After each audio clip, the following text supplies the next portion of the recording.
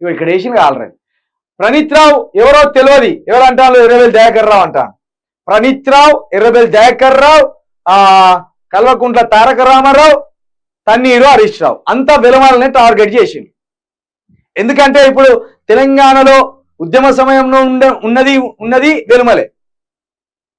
అంటే ఒక పార్టీగా ఇంకెవరు చేయలేదా ఉద్యమం అంటే అన్ని వర్గాలు చేసిన ఉద్యమం, కానీ ఒక పార్టీ జెండా కింద చేసింది కేసీఆర్, కేటీఆర్, హరీష్ రావు, వినోద్ రావు ఇలాంటి వాళ్ళు చేసిండ్రు. కాబట్టి వీళ్ళని రాజకీయంగా ఖతం చేస్తే కాంగ్రెస్ లో ఉన్న రెడ్డిలకు బెనిఫిట్ అవుతుంది. ప్రణీత్ రావు ఎవరో తెలియదు, ట్యాపింగ్ తో నాకు సంబంధం లేదు, ఎర్రబెల్లి ఈ కేసులో నన్ను ఇరికించాలని చూస్తున్నారు, నా పేరు చెప్పాలని అతడిపై ఒత్తిడి తెస్తున్నారు, బీఆర్ఎస్ ను వదిలిపెట్టే ముచ్చటే లేదని కామెంట్. వదిలిపెట్టకపోతే వదిలిపెట్టకపోతే మంచిదే, కానీ ఈ మాటలు మాట్లాడుకుంటా సాయంత్రం వరకే వేరే పార్టీ పోయి కన్వా కప్పుకునేవు.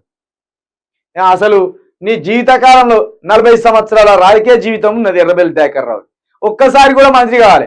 కానీ కేసీఆర్ ఏమనుకున్నాడంటే, మా వెలుమైనే ఎప్పటిలో తెలుగుదేశం నుండి తెలుసు నాకు, ఇన్నిసార్లు గెలిచిండు, ఒక్కసారి కూడా ఓడిపోలే, తెలంగాణ ఉద్యమం తీవ్రంగా జరుగుతున్న టైంలో కూడా గెలిచింది.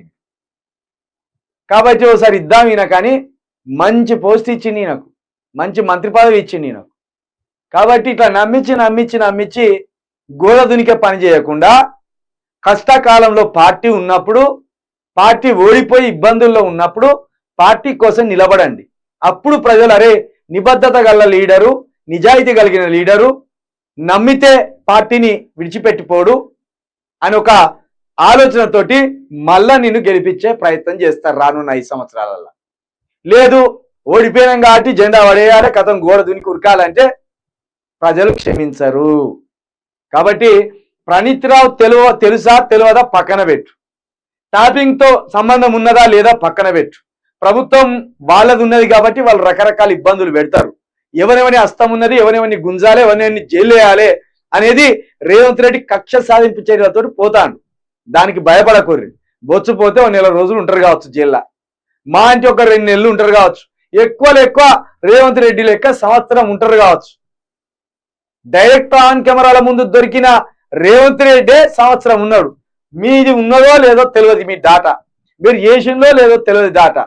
6 నెలలు జైలు ఉంటే పోయేది ఏం లేదు మీకు. కాబట్టి ఇక్కడ ఫోన్ ట్యాపింగ్ కేసుతో నాకు సంబంధం లేదని ఎర్రబెల్లి దయాకర్ అంటున్నప్పటికీ ఒకవేళ భయపడి ఏమన్నా ఆగబోయే పరిస్థితి అయితే నీకే చెడ్డ పేరు వస్తుంది. ఇప్పుడు నీ పేరు రాగానే నేను పార్టీ మారతలేని విడిచిపెట్టను అంటున్నావు కదా, ఒకవేళ విడిచిపెడితే దయాకర్ రావుకి ఖచ్చితంగా ఫోన్ తోటి ట్యాపింగ్ తోటి సంబంధం ఉన్నట్టే, ఇది ఫిక్స్ అయిపోయింది.